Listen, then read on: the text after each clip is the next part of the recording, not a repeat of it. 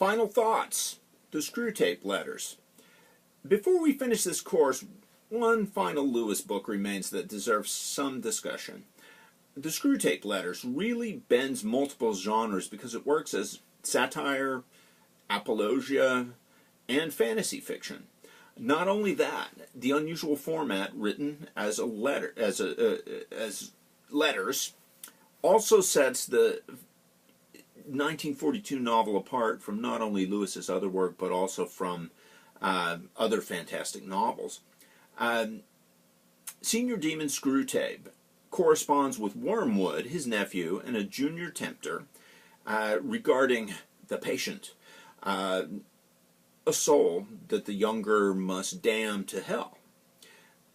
Lewis' sense of didacticism comes to the fore in Screwtape as the author lays out a series of lessons on how to avoid temptation. Screwtape, a bureaucrat in the lowerarchy of hell, writes a total of 31 letters detailing how his nephew can derail the patient's attempts to remain good. Things get tougher for Wormwood when the patient becomes a Christian. Screwtape dresses him down for even allowing this to happen. However, Wormwood's biggest problem comes in the form of his lack of subtlety. Specifically, Wormwood tries to get his charge to commit big sins, whereas Screwtape advises him to work on lower levels such as laziness and procrastination.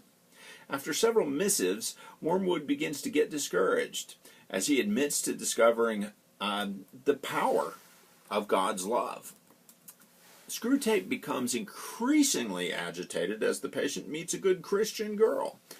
Eventually, Screwtape begins to transform into a centipede as a result of his extreme ire and anger at Wormwood's lack of success in corrupting the man.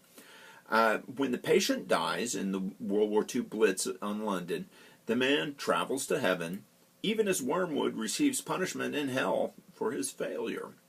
A few years later, in 1959, Lewis composed a sequel entitled Screwtape Proposes a Toast, which found its way into, first, the Saturday Evening Post.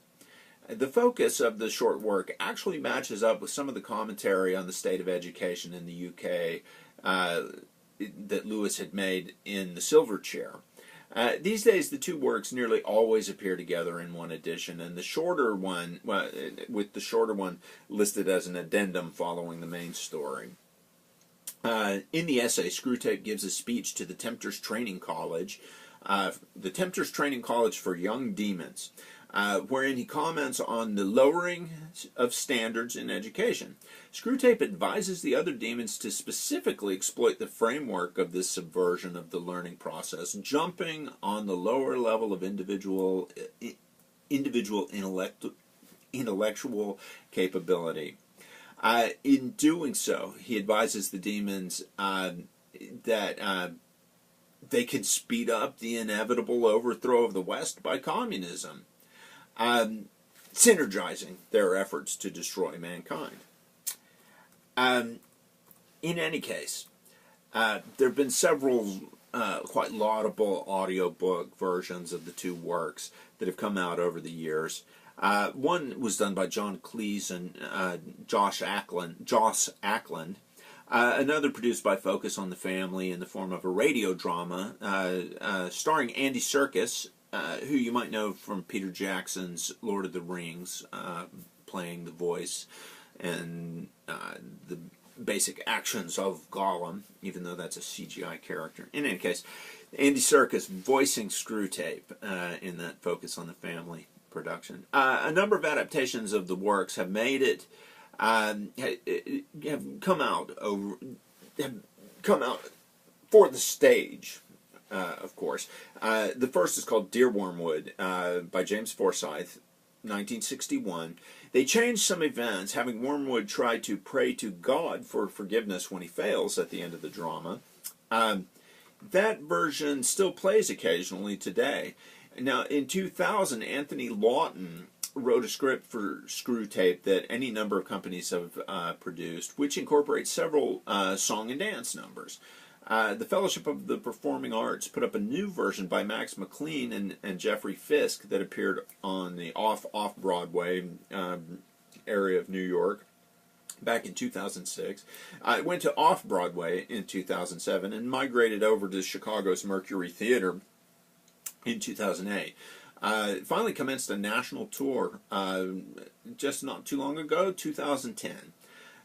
The story works well in other media. Also, Bill Watson's Calvin and Hobbes introduced Calvin's teacher, Ms. Wormwood, in a Sunday edition in 1985, and Marvel Comics and Thomas Nelson teamed up to adapt the Screwtape text into a comic book incarnation in 1994. It does seem that the 20th and the 21st centuries, in the 20th and 21st centuries, authors and readers alike see film adaptation as the highest form of praise, right? Naturally, then, many have looked forward to the Screwtape Letters movie since 20th Century Fox first bought the option shortly after publication of the book. With the success of the Lord of the Rings and Harry Potter films, as well as the lesser triumph of the Narnia pictures, Fox and Walden Media planned an adaptation for 2008. The project currently hovers in infamous on-hold status, though.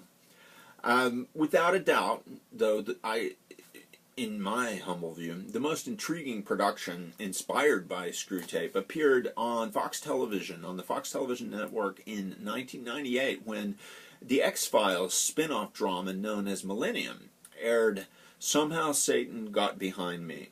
The episode showed up near the end of the second season of the program's 3-year run. Darren Morgan, who's been involved in the television show Fringe, wrote and directed the segment, which features a coven of demons who meet to plan their misdeeds and swap their stories in an all-night coffee shop. All seem to have fallen on hard times thanks to the show's main protagonist, Frank Black, played by Lance Hendrickson, who doesn't even show up in this episode until the very, very end.